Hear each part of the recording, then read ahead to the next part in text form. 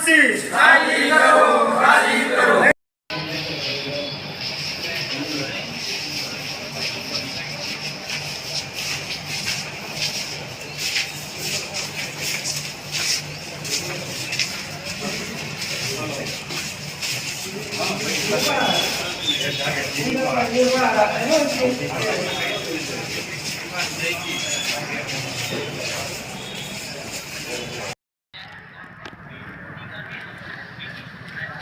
भाजप तेरी तानाशाही नहीं चलेगी, नहीं चलेगी, भाजप तेरी तानाशाही नहीं चलेगी, नहीं चलेगी। चेतरभाई वसावा को रिहा करो, रिहा करो, चेतरभाई वसावा को रिहा करो, रिहा करो।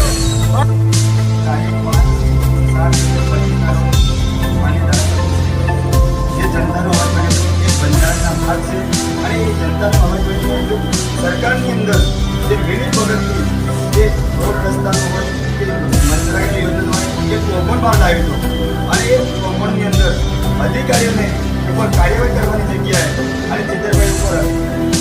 પ્રી પ્લાન બનાવીને જે ફોટો કેસ બનાવવામાં આવ્યો છે એ કેસને ધ્યાનમાં રાખી અને ચેતરભાઈને જેલ મુક્ત કરવા અને ચેતરભાઈ ઉપર જે જાહેર મારે જેટલા કેસ બનેલા છે એ તમામ કેસ પરત ખેંચવામાં આવે અને જો પરત ખેંચવામાં ના આવે તો અમે ચેતરભાઈ સાથે અમે બધા છીએ અને જે બંધારણની અંદર જે લોકશાહી અવાજ છે એ અવાજની અંદર લોકનો લોકશાહી બંધારણનો અવાજની અંદર જે ભંગ કર્યો છે એવા તમામ અધિકારીઓ પર યોગ્ય પગલાં ભરવામાં આવે તે આજે મામલતદાર કચેરીએ સમૂહમાં આમ આદમી પાર્ટીના પ્રમુખ તરીકે અને દાંતા વિધાનસભાના પ્રભારી તરીકે આપ પધાર્યા છો, કારણ શું?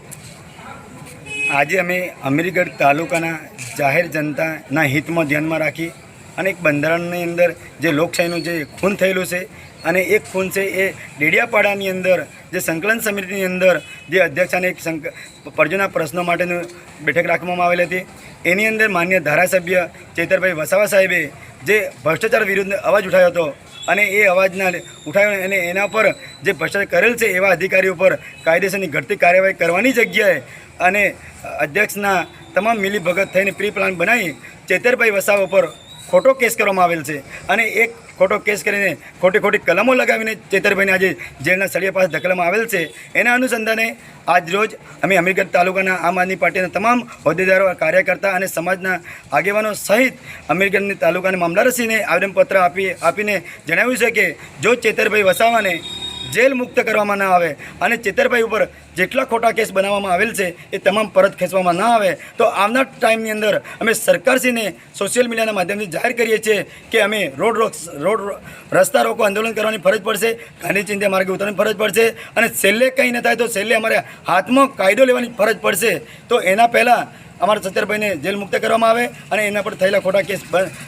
પાછા ખેંચવામાં આવે અને આવનાર ટાઈમની અંદર જે બંધારણની હક અધિકારને લઈને કોઈ પણ નાગરિક અવાજ ઉઠાવે તો એમને વાચા આપવામાં આવે અને એમને લાગણી ધ્યાનમાં રાખી પ્રજાહિતનું કામ કરવામાં આવે અને તમામ અધિકારી અને લોકોના હિતના પ્રશ્નને ધ્યાનમાં રાખીને આગળ કામ કરવું જોઈએ.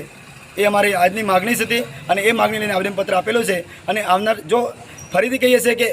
જેલ મુક્ત કરવામાં ના આવે તો અમે આગળ ઉગ્ર આંદોલન કરવાની અમારી ફરજ પડશે. આપશ્રીનું નામ અને હોદ્દો? મારું નામ રાજેશ કુમાર રમાભાઈ,